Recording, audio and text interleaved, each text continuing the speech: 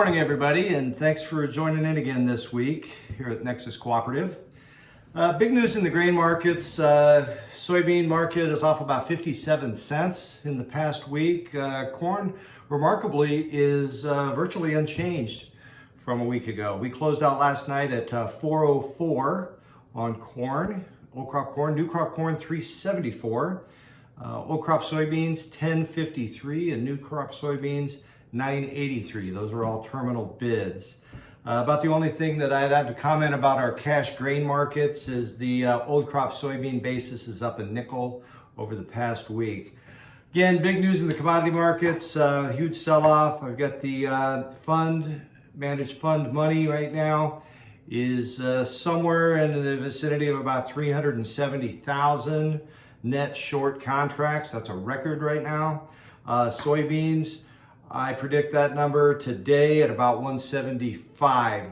That's based on last Friday's CFTC report and the subsequent activity since then. And I'm going to get into this sell-off here in a minute.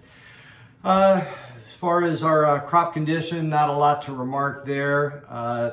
United States overall average 68% good to excellent this week and last week, so really no change. Soybeans, same number, 68% good to excellent. We've seen a little bit of a flip-flop between Iowa and Minnesota, but nothing worth really going over right now here on the call.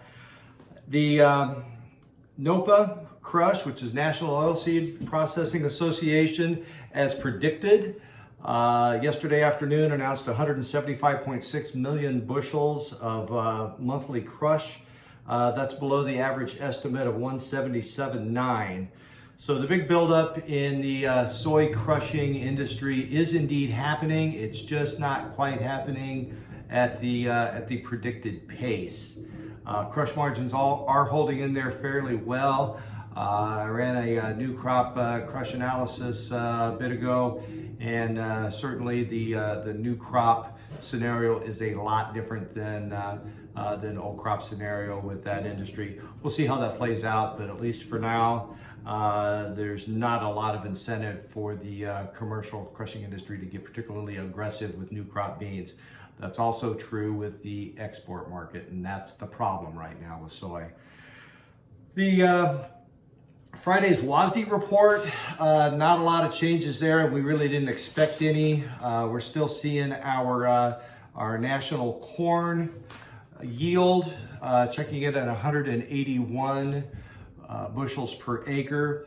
Nobody really expected the National Ag Statistics Service to publish really any adjustments from last month's number yet. It feels to me, and this is my personal opinion, we're probably trading more like a 183, perhaps even as high as a 184 national average right now. Soybeans, 52 bushels per acre. The big number with the bean market, and I'll just get right to it. Right now, we only have about 7 million bushels of new crop sales for export on the books right now. According to the projected balance sheet, we're going to need $1.825 billion just to meet this coming year's export needs.